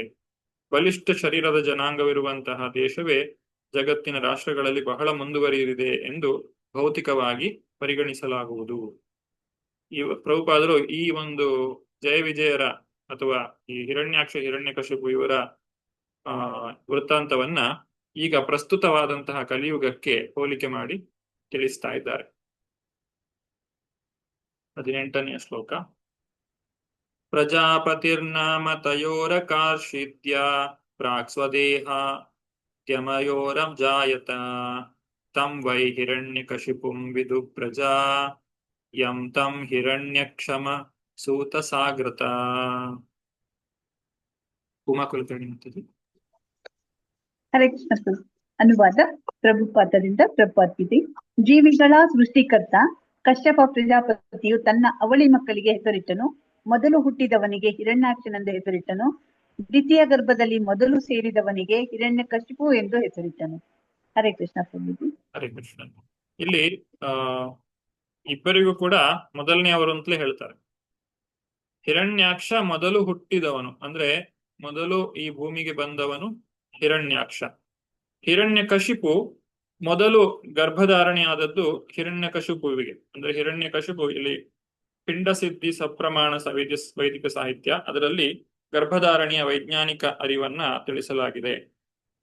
ಪುರುಷನ ವೀರ್ಯವು ರಜಸ್ಸಿನ ಪ್ರವಾಹದೊಂದಿಗೆ ಸೇರುತ್ತದೆ. ಅನುಕ್ರಮವಾಗಿ 2 ಹನಿಗಳು ಪ್ರವೇಶಿಸಿದರೆ ಆಗ ತಾಯಿಯು ಗರ್ಭಾಶಯದಲ್ಲಿ 2 ಭ್ರೂಣಗಳನ್ನು ಬೆಳೆಸಿಕೊಳ್ಳುತ್ತಾಳೆ. ಅವಳು ಗರ್ಭಧರಿಸುವುದಕ್ಕೆ ವ್ಯತಿರಿಕ್ತ ಕ್ರಮದಲ್ಲಿ ಅವಳಿ ಮಕ್ಕಳನ್ನ ಹೆರುತ್ತಾಳೆ. ಮೊದಲು ಗರ್ಭ ಪ್ರವೇಶಿಸಿದ ಶಿಶುವು ನಂತರ ಜನಿಸುತ್ತದೆ. ಆಮೇಲೆ ಗರ್ಭ ಪ್ರವೇಶಿಸಿದ ಶಿಶುವು ಮೊದಲು ಹುಟ್ಟುತ್ತದೆ. ಮೊದಲು ಗರ್ಭ ಪ್ರವೇಶಿಸಿದ ಶಿಶುವು ಗರ್ಭಾಶಯದಲ್ಲಿ 2ನೇ ಮಗುವಿನ ಹಿಂದೆ ಇರುತ್ತದೆ. ಈ ರೀತಿ ಇಲ್ಲಿ ಹಿರಣ್ಯಕಶಿಪು ನಂತರ ಹುಟ್ಟಿದ್ರು ಕೂಡ ಹಿರಣ್ಯಕಶಿಪುವನ್ನ ಹಿರಿಯ ಮಗು ಅಂತ ಹೇಳ್ತಾರೆ. ಹಿರಣ್ಯಾಕ್ಷ ಮೊದಲು ಹುಟ್ಟಿದ್ರು ಕೂಡ ಆತನು ಕಿರಿಯನಾಗಿದ್ದಾನೆ. ಈ ರೀತಿ ಇಲ್ಲಿ ಇದನ್ನು ನಾವು ಈ 19ನೇ ಶ್ಲೋಕದಲ್ಲಿ ತಿಳ್ಕೊಳ್ಬಹುದು. 19ನೇ ಶ್ಲೋಕದಲ್ಲಿ ಯಾರು ಹಿರಿಯರು, ಅಣ್ಣ ಯಾರು, ತಮ್ಮ ಯಾರು ಅನ್ನೋದನ್ನ ಸ್ಪಷ್ಟವಾಗಿ ಇಲ್ಲಿ ಹೇಳಿದ್ದಾರೆ. 19ನೇ ಶ್ಲೋಕ. ಚಕ್ರೇ ಹಿರಣ್ಯಕಶಿಪುರ್ದೋಭ್ಯಾಂ ಬ್ರಹ್ಮವರೇಣ ಚ ವಶೇ ಸಪಾಲಾನ್ ಲೋಕಸ್ತ್ರೀನ ಕುತೋ ಮೃತ್ಯುರುದ್ಧತ. ಶುಭ ಆರ್ಮತದಿ. ಹರೇ ಕೃಷ್ಣ ಪ್ರಭುಜಿ. ಮೊದಲ ಮಗ ಹಿರಣ್ಯಕಶಿಪುವಿಗೆ 3 ಲೋಕಗಳಲ್ಲೂ ಯಾರೊಬ್ಬರಿಂದಲೂ ಸಾವಿನ ಭಯವಿರಲಿಲ್ಲ, ಏಕೆಂದರೆ ಅವನು ಬ್ರಹ್ಮನಿಂದ ಅನುಗ್ರಹವನ್ನು ಪಡೆದಿದ್ದನು. ಈ ವರದ ಕಾರಣವಾಗಿ ಅವನು ಕೊಬ್ಬಿ ಉಬ್ಬಿದ್ದನು. 3 ಲೋಕಗಳನ್ನು ಅವನು ತನ್ನ ನಿಯಂತ್ರಣದೊಳಗೆ ತರಲು ಸಮರ್ಥನಾದನು. ಹರೇ ಕೃಷ್ಣ ಪ್ರಭುಜಿ. ಹರೇ ಕೃಷ್ಣ. ರಾಕ್ಷಸೀಯ ಸ್ವಭಾವ ಅವರಲ್ಲಿ ಇತ್ತು, ಯಾಕಂದ್ರೆ ಅವರಿಗೆ ಆ ರೀತಿಯಾದಂತಹ ಶಾಪವು ದೊರಕಿದೆ. ರಾಕ್ಷಸರ ಒಂದು ಸ್ವಭಾವ ಏನು ಅಂತ ಹೇಳಿದ್ರೆ ಎಲ್ಲವನ್ನು ತಮ್ಮ ನಿಯಂತ್ರಣಕ್ಕೆ ತೆಗೆದುಕೊಳ್ಬೇಕು ಅನ್ನುವಂಥದ್ದು. ಆದ್ರೆ ಆ ರೀತಿ ಮಾಡ್ಬೇಕಾದ್ರೆ ಅವರಿಗೆ ಸಮಸ್ಯೆ ಆಗುವುದು ಎಲ್ಲಿ ಅಂತ ಹೇಳಿದ್ರೆ ಈ ಸಾವು ಅನ್ನುವಂಥದ್ದು. ಸಾವು ಯಾವಾಗ ಬೇಕಾದ್ರೂ ಬರಬಹುದು. ನಾವು ಮಾಡಿದಂತಹ ಎಲ್ಲವನ್ನು ಕೂಡ ಅದು ನಾಶ ಮಾಡ್ತದೆ. ಈ ಸಾವು ಬಂದಾಗ ಎಲ್ಲವನ್ನು ಬಿಟ್ಟು ಹೋಗ್ಬೇಕಾಗ್ತದೆ. ಅದಕ್ಕಾಗಿ ಸಾವನ್ನೇ ಗೆಲ್ಲಲಿಕ್ಕೆ ಈಗಲೂ ಕೂಡ ಜನರು ಪ್ರಯತ್ನವನ್ನ ಮಾಡ್ತಾರೆ. ಅನೇಕ ರೀತಿಯಾದಂತಹ ವೈಜ್ಞಾನಿಕ ಕ್ರಿಯೆಗಳ ಮುಖಾಂತರವೂ ಕೂಡ ಜನರು ಸಾವಿಲ್ಲದಂತೆ ಇರಲಿಕ್ಕೆ ಸಾಧ್ಯ ಇದೆಯಾ ಅಂತ ಹೇಳಿ ಪ್ರಯತ್ನ ಪಡ್ತಾ ಇದ್ದಾರೆ. ಅದೇ ರೀತಿಯಾಗಿ ಹಿರಣ್ಯಾಕ್ಷ ಹಿರಣ್ಯಕಶಿಪು ಇವರು ಕೂಡ ಸಾವಿಲ್ಲದಂತಹ ಸಿದ್ಧಿಯನ್ನ ಪಡೆಯಲಿಕ್ಕೆ ಪ್ರಯತ್ನವನ್ನ ಮಾಡಿದ್ದಾರೆ. ಆ ಪ್ರಯತ್ನದಲ್ಲಿ ಹಿರಣ್ಯಕಶಿಪು ಆತನು ಬ್ರಹ್ಮದೇವರನ್ನ ಕುರಿತಾಗಿ ತಪಸ್ಸನ್ನ ಮಾಡಿದ್ದಾನೆ. ಬ್ರಹ್ಮದೇವರು ಆತನಿಗೆ ಸಾವು ಇಲ್ಲದೆ ಇರುವಂತಹ ವರವನ್ನ ಕೊಡ್ಲಿಕ್ಕೆ ಸಾಧ್ಯ ಇಲ್ಲ ಅಂತ ಹೇಳ್ತಾರೆ. ಯಾಕಂದ್ರೆ ಸಾವು, ಇಲ್ಲಿ ಹುಟ್ಟಿದವರೆಲ್ಲ ಸಾಯಲೇಬೇಕು, ಇಲ್ಲಿ ಶಾಶ್ವತವಾಗಿ ಯಾರು ಉಳಿಲಿಕ್ಕೆ ಸಾಧ್ಯ ಇಲ್ಲ. ಪಂಚಭೂತಗಳಿಂದ ಮಾಡಿದಂತಹ ಶರೀರ ಯಾವತ್ತಿದ್ರೂ ನಾಶವಾಗಲೇಬೇಕು. ಆಗ ಹಿರಣ್ಯಕಶಿಪು ಏನು ಹೇಳ್ತಾನೆ, ಯಾವ ರೀತಿಯಿಂದಲ್ಲ ಒಬ್ಬ ವ್ಯಕ್ತಿಗೆ ಸಾವು ಬರಬಹುದು ಅನ್ನೋದನ್ನ ಆತನು ಯೋಚನೆ ಮಾಡಿ, ಯಾವ ರೀತಿಯಿಂದಲೂ ನನಗೆ ಸಾವು ಬರಬಾರದು ಅಂತ ಹೇಳಿ ಯೋಚನೆ ವರವನ್ನ ಕೇಳ್ತಾನೆ. ಅಂದ್ರೆ ಹಿರಣ್ಯಕಶಿಪುವಿನ ಲೆಕ್ಕಾಚಾರ ಏನಿತ್ತು ಅಂತ ಹೇಳಿದ್ರೆ, ನಾನೀಗ ಇಷ್ಟೆಲ್ಲ ಹೇಳಿದ್ದೇನೆ, ಈ ಎಲ್ಲಾ ಕಾರಣಗಳಿಂದ ನನಗೆ ಸಾವು ಬರುವುದಿಲ್ಲ ಅಂತ ಹೇಳಿ ಬ್ರಹ್ಮದೇವರು ಒಂದು ವರವನ್ನ ಕೊಟ್ರೆ ಮತ್ತೆ ನನಗೆ ಸಾವು ಬರ್ಲಿಕ್ಕೆ ಒಂದು ಅವಕಾಶವೇ ಇಲ್ಲ. ಯಾಕಂದ್ರೆ ನನ್ನ ಸಾಯಿಸ್ಲಿಕ್ಕೆ ಇಲ್ಲಿ ಪ್ರಪಂಚದಲ್ಲಿರುವ ಯಾವ ವ್ಯಕ್ತಿಗೂ ಯಾವ ಶಕ್ತಿಗೂ ಸಾಧ್ಯ ಇಲ್ಲ ಅಂತ ಹೇಳಿ ಹಿರಣ್ಯಕಶಿಪು ಅವನು ಅಮರತ್ವವನ್ನ ಸಾಧಿಸಿಯೇ ಬಿಟ್ಟೆ ಅಂತ ಹೇಳಿ ಯೋಚನೆ ಮಾಡ್ತಾನೆ. ಹಿರಣ್ಯಕಶಿಪು ಯಾವುದೆಲ್ಲ ಒಂದು ವಿಚಾರಗಳನ್ನ ಹೇಳಿದ್ದಾನೋ ಆ ರೀತಿಯಾದಂತಹ ಸಾವು ಅದು ಇಷ್ಟೋ ತನಕ ಯಾರಿಗೂ ಬಂದಿಲ್ಲ. ಅದರಿಂದ ಅಂತಹ ಸಾವು ಯಾರಿಗೂ ಬರುವುದಿಲ್ಲ, ಹಾಗಾಗಿ ನಾನು ಸಾಯುವುದೇ ಇಲ್ಲ ಅಂತ ಹೇಳಿ ಆತನು ತುಂಬಾ ಒಂದು ದೃಢವಾಗಿ ನಂಬಿದ್ದ. ಆ ಕಾರಣಕ್ಕಾಗಿ ತನ್ನ ಮುಂದಿನ ಯೋಜನೆಗಳಾದಂತಹ ಎಲ್ಲವನ್ನು ನಿಯಂತ್ರಣ ಮಾಡುವಂತಹ ಒಂದು ಕಾರ್ಯವನ್ನ ಹಿರಣ್ಯಕಶಿಪು ಮಾಡ್ತಾ ಇದ್ದಾನೆ. ಹಿರಣ್ಯಕಶಿಪುವಿನ ತಮ್ಮನಾದಂತಹ ಹಿರಣ್ಯಾಕ್ಷ ಅವನು ಉಳಿದುದನ್ನೆಲ್ಲ, ಅಂದ್ರೆ ತನ್ನ ಅಣ್ಣನಿಗೆ ಏನೆಲ್ಲ ಇಷ್ಟವಾಗ್ತದೋ ಅದನ್ನೆಲ್ಲ ತಾನು ತಮ್ಮನಾಗಿ ಅವನಿಗೆ ಮಾಡ್ತಾ ಇದ್ದಾನೆ. ತನ್ನ ಅಣ್ಣನನ್ನು ತೃಪ್ತಿಪಡಿಸ್ಲಿಕ್ಕೆ ಎಲ್ಲ ರೀತಿಯಿಂದಲೂ ಕಾರ್ಯವನ್ನ ಮಾಡ್ತಾ ಇದ್ದಾನೆ ತಮ್ಮನಾದಂತಹ ಹಿರಣ್ಯಾಕ್ಷ. ಅದು 20ನೇ ಶ್ಲೋಕದಲ್ಲಿ ಹೇಳ್ತಾರೆ. ಹಿರಣ್ಯಾಕ್ಷೋನು ಜಸ್ತಸ್ಯ ಪ್ರಿಯಾ ಪ್ರೀತಿ ಕೃತದನ್ವಹಂ ಕದಾಪಾಣಿರ್ದಿವಾಂ ಯಾತೋ ಯುಯುತ್ಸುರ್ಮೃಗಯನ್ ರಣಂ. ಶುಭ ಆರ್ಮತಜಿ.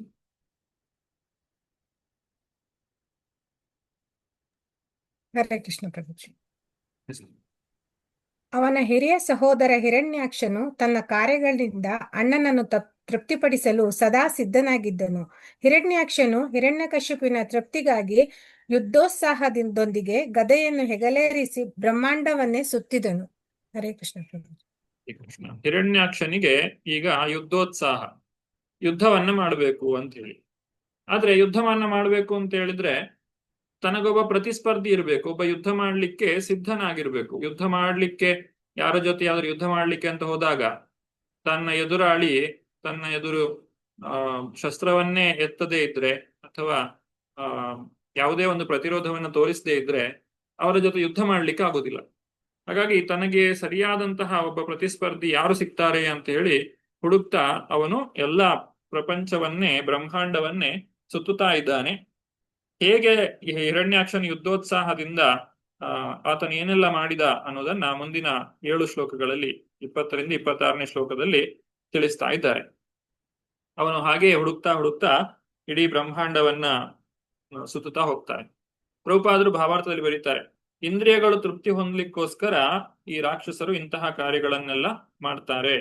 ಈ ಪ್ರಪಂಚದ ಸಂಪನ್ಮೂಲಗಳೆಲ್ಲ ಏನಿದೆ ಅವುಗಳನ್ನೆಲ್ಲ ತಮ್ಮ ಒಂದು ವಶಕ್ಕೆ ಅವರು ತೆಗೆದುಕೊಳ್ತಾರೆ. ಅವರು ಎಲ್ಲವನ್ನು ಕೂಡ ತಮ್ಮ ಸ್ವಾರ್ಥಕ್ಕೋಸ್ಕರ ಬಳಸಿಕೊಳ್ತಾರೆ. 21ನೇ ಶ್ಲೋಕ. ತಂ ವೀಕ್ಷ್ಯ ಸಹಜವಂ ರಣತ್ ಕಾಂಚನ ನೂಪುರಂ ವೈಜಯಂತ್ಯಾ ಸ್ರಜಾಜುಷ್ಟಂ ಅಸನ್ಯಸ್ತಮಃ ಹಾಂಗದಂ. ಲೀಲಾವತಿ ಮಾತಾಜಿ. ಹರೇ ಕೃಷ್ಣ ಪ್ರಭುಜಿ. ಅನುವಾದ. ಹಿರಣ್ಯಾಕ್ಷನ ಕೋಪವನ್ನು ನಿಗ್ರಹಿಸುವುದು ಕಷ್ಟವಾಗಿತ್ತು. ಅವನ ಕಾಲುಗಳಲ್ಲಿ ಧ್ವನಿ ಮಾಡುವ ಚಿನ್ನದ ಕಾಲ್ಕಡಗಗಳಿದ್ದವು. ಅವನು ಒಂದು ದೊಡ್ಡ ಹಾರದಿಂದ ಅಲಂಕೃತನಾಗಿದ್ದನು.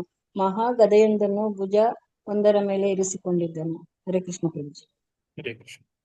ಇದು ಹಿರಣ್ಯಾಕ್ಷನು ಯಾವ ರೀತಿಯಾಗಿ ಕಾಣ್ತಾ ಇದ್ದಾನೆ ಅನ್ನೋದನ್ನ ಶ್ರೀಮದ್ ಭಾಗವತ ನಮಗೆ ಇಲ್ಲಿ ವಿವರಿಸ್ತಾ ಇದೆ. ಅವನಿಗೆ ಬಹಳ ಸಿಟ್ಟು ಇತ್ತು. ಒಬ್ಬ ವ್ಯಕ್ತಿಗೆ ಜೀವನದಲ್ಲಿ ಎಲ್ಲವೂ ಕೂಡ ದೊರಕಿದಾಗ ಮತ್ತು ಅವನಲ್ಲಿ ಭಗವತ್ ಪ್ರಜ್ಞೆ ಇಲ್ಲದೆ ಇದ್ದಾಗ ಅವನಲ್ಲಿರುವಂತಹ ರಾಕ್ಷಸಿ ಪ್ರವೃತ್ತಿ ಹೊರಗೆ ಬರುವುದು ನಮಗೆ ಕಾಣಿಸ್ತದೆ. ಹಿರಣ್ಯಾಕ್ಷ ಚಿನ್ನದ ಕಾಲ್ಗಡಗಳನ್ನ ಹೊಡೆದಿದ್ದ, ಹಾರವನ್ನ ಹಾಕಿದ್ದ, ಮತ್ತೊಂದು ಗದೆಯನ್ನ ಹಿಡಿದುಕೊಂಡು ಯಾರು ನನ್ನಲ್ಲಿ ಯುದ್ಧ ಮಾಡ್ತಾರೆ ಅಂತ ಹೇಳಿ ಅವನು ಎಲ್ಲಾ ಕಡೆ ಹೋಗಿ ಕೇಳ್ತಾ ಇದ್ದ. ಯುದ್ಧದ ಅಪೇಕ್ಷೆಯಿಂದ ಪ್ರಪಂಚ ಪರ್ಯಟನೆಯನ್ನ ಮಾಡ್ತಾ ಇದ್ದಾನೆ. ಮನೋವೀರ್ಯವರೋತ್ಸಿಕ್ತಂ ಅಸೃಣ್ಯಾಮ ಕುತೋ ಭಯಂ ಭೀತಾನಿ ಲಿರ್ಲ್ಯರೆ ದೇವಾಂಸ್ತಾಕ್ಷ್ಯಸ್ತ್ರಾಸ್ತ ಇವಾಹಯ. ಶೋಭಯನ್ ಮಾತಾಜಿ. ಹರೇ ಕೃಷ್ಣ ಪ್ರಭುಜಿ. ಅನುವಾದ. ಅವನ ಮಾನಸಿಕ ಮತ್ತು ದೈಹಿಕ ಬಲಗಳು ಹಾಗೂ ಅವನು ಪಡೆದವರ ಅವನನ್ನು ಅಹಂಕಾರಿಯನ್ನಾಗಿ ಮಾಡಿದ್ದವು. ಅವರು ಯಾರಿಂದಲೂ ಮರಣ ಭಯ ಹೊಂದಲಿಲ್ಲ. ಅವನನ್ನು ತಡೆಯುವವರೇ ಇರಲಿಲ್ಲ. ಆದ್ದರಿಂದ ಅವನನ್ನು ಕಂಡೊಡನೆ ದೇವತೆಗಳು ಭಯಗೊಳ್ಳುತ್ತಿದ್ದರು. ಗರುಡನ ಹೆದರಿಕೆಯಿಂದ ಹಾವುಗಳು ಅಡಗುವಂತೆ ದೇವತೆಗಳು ಕೂಡ ಅಡಗಿಕೊಂಡರು. ಧನ್ಯವಾದ. ಹರೇ ಕೃಷ್ಣ. ಸಾಮಾನ್ಯವಾಗಿ ಇಂತಹ ಪರಿಸ್ಥಿತಿಗಳಲ್ಲಿ ದೇವತೆಗಳು ಏನಾದ್ರೂ ಮಾಡ್ಲಿಕ್ಕೆ ಸಾಧ್ಯ. ಆದ್ರೆ ಇಲ್ಲಿ ದೇವತೆಗಳು ಕೂಡ ಕೈ ಚೆಲ್ಲಿ ಬಿಡ್ತಾರೆ. ಯಾಕಂದ್ರೆ ನನ್ನಿಂದಲೂ ಕೂಡ ಏನು ಮಾಡ್ಲಿಕ್ಕೆ ಸಾಧ್ಯ ಇಲ್ಲ. ಯಾಕಂದ್ರೆ ಇವರು ಶಾಪಗ್ರಸ್ತರಾದಂತಹ ರಾಕ್ಷಸರು. ಇವರು ಬಹಳ ಬಲಿಷ್ಠರಾಗಿದ್ದಾರೆ. ಮಾನಸಿಕವಾಗಿ ದೈಹಿಕವಾಗಿ ಅವರು ಬಹಳಷ್ಟು ಶಕ್ತಿಶಾಲಿಗಳಾಗಿದ್ದಾರೆ. ಆದ್ರಿಂದ ಅವರನ್ನು ಎದುರಿಸಲಿಕ್ಕೆ ನಮ್ಮಿಂದ ಸಾಧ್ಯ ಇಲ್ಲ ಅಂತ ಹೇಳಿ ದೇವತೆಗಳು ಕೂಡ ದೂರವಾಗಿ ಅವರು ಕೂಡ ಹೊರಟು ಹೋಗ್ತಾರೆ. ಅವರು ಅಡಗಿ ಕುಳಿತುಕೊಳ್ತಾರೆ. ಮುಂದುವರಿಸ್ತಾ 23ನೇ ಶ್ಲೋಕ. ಸ ವೈತಿರೋಹಿತಾನ್ ದೃಷ್ಟ್ವಾ ಮಹಸಾ ಸ್ವೇನ ದೈತ್ಯರಾಟ್ ಸೇಂದ್ರಾನ್ ದೇವಗಣಾನ್ ಕ್ಷೀವಾನ್ ಅಪಶ್ಯನ್ ವ್ಯನಧೃಶಂ. ಚಂದಿಕ ಮತ್ತು ಹರೇ ಕೃಷ್ಣ ಪ್ರಭುಜಿ. ಇಂದ್ರ ಮತ್ತು ಇತರ ದೇವತೆಗಳು ದೈತ್ಯರ ನಾಯಕನಿಗೆ ಕಾಣಿಸಲಿಲ್ಲ. ಅವರು ಹಿಂದೆ ಅಧಿಕಾರ ಮದೋನ್ಮತರಾಗಿದ್ದವರು. ಈಗ ತನ್ನ ಶಕ್ತಿಯ ಮುಂದೆ ಅವರೆಲ್ಲ ಅದೃಶ್ಯರಾಗಿರುವುದನ್ನು ಕಂಡು ದೈತ್ಯರ ನಾಯಕನು ಗಟ್ಟಿಯಾಗಿ ಗರ್ಜಿಸಿದನು. ಹರೇ ಕೃಷ್ಣ. ಈ ರೀತಿ ದೈತ್ಯನು ಈಗ ಮೇಲಕ್ಕೆ ಹೋಗಿದ್ದಾನೆ, ಅಂದ್ರೆ ಸ್ವರ್ಗಲೋಕಗಳಿಗೆಲ್ಲ ಹೋಗಿದ್ದಾನೆ. ಹಾಗೆ ಆದಾಗ ಈ ದೇವತೆಗಳು ಸಾಮಾನ್ಯವಾಗಿ ಈ ಬಲಿ ಮಹಾರಾಜನು ಆಕ್ರಮಣವನ್ನ ಮಾಡಿದಾಗ್ಲೂ ಇದೇ ರೀತಿಯಾಗಿ ವ್ಯವಹರಿಸ್ತಾರೆ. ಯಾಕಂದ್ರೆ ಅವರು ಅದೃಶ್ಯರಾಗಿ ಬಿಡ್ತಾರೆ. ಅವರಿಗೆ ಯಾರನ್ನಾದ್ರೂ ಎದುರಿಸ್ಲಿಕ್ಕೆ ಸಾಧ್ಯ ಆಗ್ಲಿಲ್ಲ ಅಂತ ಹೇಳಿದ್ರೆ ಅವರ ಕಣ್ಣಿಗೆ ಕಾಣದ ಹಾಗೆ ಎಲ್ಲಿಯಾದ್ರೂ ಹೋಗಿ ಅದೃಶ್ಯರಾಗಿ ಹೋಗಿಬಿಡ್ತಾರೆ. ಅದೇ ರೀತಿ ಇಲ್ಲಿ ಕೂಡ ದೇವತೆಗಳು ಅದೃಶ್ಯರಾಗಿ ಹೋದ್ರು. ದೇವತೆಗಳೆಲ್ಲ ಓಡಿ ಹೋದ್ರು ಅಂತ ಹೇಳಿ ಅರ್ಥ ಮಾಡಿಕೊಂಡಂತಹ ಹಿರಣ್ಯಾಕ್ಷ ತನಗೆ ಯಾರೂ ಇನ್ನೂ ಎದುರಾಳಿಗಳೇ ಇಲ್ಲ ಅಂತ ಹೇಳಿ ಅವನು ಭಾವಿಸಿ ಅಲ್ಲಿಂದ ಮತ್ತೆ ಕೆಳಮುಖವಾಗಿ ಸಂಚರಿಸಲಿಕ್ಕೆ ಪ್ರಾರಂಭಿಸ್ತಾನೆ. ಊರ್ಧ್ವಲೋಕಗಳಲ್ಲಿ ಸ್ವರ್ಗವನ್ನು ಕೂಡ ತನ್ನ ಒಂದು ವಶಕ್ಕೆ ತೆಗೆದುಕೊಂಡಂತಹ ಹಿರಣ್ಯಾಕ್ಷ ನಂತರ ಆಳವಾದಂತಹ ಸಮುದ್ರದ ಕಡೆಗೆ ತಾನು ಪ್ರಯಾಣವನ್ನ ಬೆಳೆಸ್ತಾನೆ. ತಥೋ ನಿವೃತ್ತ ಕ್ರೀಡಿಷ್ಯನ್ ಗಂಭೀರಂ ಭೀಮನಿ ಸ್ವನಂ ವಿಜಗಾಹೇ ಮಹಾಸತ್ವೋ ವಾರ್ಧಿಂ ಮತ್ತ ಇವ ದ್ವಿಪಾ. ಉಮಾಕುಲಕರ್ಣಿ ಮಾತು. ಹರೇ ಕೃಷ್ಣ ಪ್ರಭುಜಿ. ಅನುವಾದ ಪ್ರಭುಪಾದರಿಂದ ಪ್ರಭುಪಾದ್ಗೀತೆ. ಕೋಪಗೊಂಡ ಆನೆಯಂತಿದ್ದ ಆ ಮಹಾದೈತ್ಯನು ಸ್ವರ್ಗಲೋಕದಿಂದ ಹಿಂತಿರುಗಿದನು. ಭೀಕರವಾಗಿ ಬೋರ್ಗರಿಯುತ್ತಿದ್ದ ಆಳವಾದ ಸಮುದ್ರಕ್ಕೆ ಕ್ರೀಡೆಗಾಗಿ ಧುಮುಕಿದನು. ಹರೇ ಕೃಷ್ಣ ಪ್ರಭು. ಹರೇ ಕೃಷ್ಣ. ಇಲ್ಲಿ ಈಗ ಸಮುದ್ರದಲ್ಲಿ ಆತನು ತನಗೆ ಯಾರಾದ್ರೂ ಎದುರಾಳಿಗಳಿದ್ದಾರಾ ಅಂತ ಹೇಳಿ ಮತ್ತೆ ಹುಡುಕಾಟವನ್ನ ಪ್ರಾರಂಭಿಸ್ತಾನೆ. ಯಾರಾದ್ರೂ ತನ್ನ ಜೊತೆ ಯುದ್ಧಕ್ಕೆ ಬರ್ತಾರಾ ಅಂತ ಹೇಳಿ ಆ ಒಂದು ಯುದ್ಧವನ್ನ ಮಾಡಬೇಕು ಅನ್ನುವಂತಹ ಉತ್ಸಾಹ ಅವನಲ್ಲಿದೆ. ಆದ್ರೆ ಅವನಿಗೆ ಯುದ್ಧ ಮಾಡ್ಲಿಕ್ಕೆ ಸರಿಯಾದಂತಹ ವ್ಯಕ್ತಿಗಳು ಸಿಗ್ತಾ ಇಲ್ಲ. ಆದ್ರೆ ಅವನಿಗೆ ಸರಿಯಾದಂತಹ ಯುದ್ಧ ಮಾಡುವಂತಹ ವ್ಯಕ್ತಿ ಯಾರು ಅಂತ ಹೇಳಿದ್ರೆ ವರಾಹದೇವರು. ಅವರು ಇನ್ನು ಸದ್ಯದಲ್ಲೇ ಅವನ ಮುಂದೆ ಪ್ರತ್ಯಕ್ಷರಾಗ್ಲಿಕ್ಕಿದ್ದಾರೆ. ಆಗ್ಲೇ ಅವನ ಒಂದು ಯುದ್ಧದ ಉತ್ಸಾಹ ಅಥವಾ ಯುದ್ಧದ ಅಪೇಕ್ಷೆ ಏನಿದೆ ಅದು ಈಡೇರ್ತದೆ.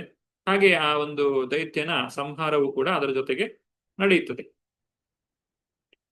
25ನೇ ಶ್ಲೋಕ. ತಸ್ಮಿನ್ ಪ್ರವಿಷ್ಟೇ ವರುಣಸ್ಯ ಸೈನಿಕಾ ಯಾದೋ ಗಣ ಸನ್ನಧಿಯಾ ಸಾತ್ವಸಾ ಅಹನ್ಯಮಾನ ಅಪಿ ತಸ್ಯ ವರ್ಚಸಾ ಪ್ರದರ್ಶಿತ ದೂರತರಂ ಪ್ರದುರ್ಧ್ರುವೋ. ಲೀಲಾವತಿ ಮಾತಾಜಿ. ಹರೇ ಕೃಷ್ಣ ಪ್ರಭು. ಅನುವಾದ. ಅವನು ಸಮುದ್ರವನ್ನು ಪ್ರವೇಶಿಸಿದಾಗ ವರುಣನ ಸೈನಿಕರಾಗಿದ್ದ ಜಲಚರ ಪ್ರಾಣಿಗಳು ಭೀತಿಗೊಂಡು ಬಹುದೂರ ಓಡಿದವು. ಒಂದು ಪ್ರಹಾರವೂ ಇಲ್ಲದೆ ಹಿರಣ್ಯಾಕ್ಷನು ಹೀಗೆ ತನ್ನ ವರ್ಚಸ್ಸನ್ನು ತೋರಿಸಿದನು. ಹರಿಕೃಷ್ಣ ಪ್ರಭುಜಿ. ಹರೇ ಕೃಷ್ಣ. ಈಗ ಹಿರಣ್ಯಾಕ್ಷ ಯಾರ ಜೊತೆಗೂ ಯುದ್ಧ ಮಾಡಿದಂತಹ ಪ್ರಸಂಗ ನಾವು ನೋಡ್ಲಿಲ್ಲ.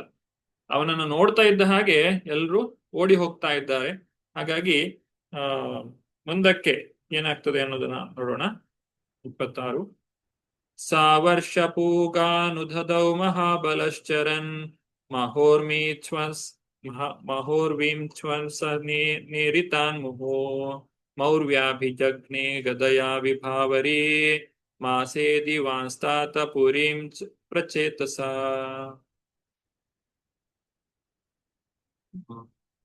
ಚಂದ್ರಿಕಾ ಮಾತಾಜಿ. ಹರೇ ಕೃಷ್ಣ ಪ್ರಭುಜಿ. ಬಲಿಷ್ಠನಾದ ಹಿರಣ್ಯಾಕ್ಷನು ಅನೇಕ ವರ್ಷಗಳವರೆಗೆ ಸಮುದ್ರದಲ್ಲಿ ಚಲಿಸಿದನು. ಗಾಳಿಯಿಂದ ಮೇಲಿರುವ ಅದ್ಭುತ ಅಲೆಗಳನ್ನು ಮತ್ತೆ ಮತ್ತೆ ತನ್ನ ಲೋಹದ ಗದೆಯಿಂದ ಹೊಡೆದನು. ಹಾಗೆಯೇ ವರುಣನ ರಾಜಧಾನಿ ವಿಭಾವರಿಯನ್ನು ತಲುಪಿದನು. ಹರೇ ಕೃಷ್ಣ. ಹರೇ ಕೃಷ್ಣ. ಇದೇ ರೀತಿ ಅನೇಕ ವರ್ಷಗಳ ಕಾಲ ಸಮುದ್ರದಲ್ಲಿ ಚಲಿಸ್ತಾ ಇರ್ತಾನೆ.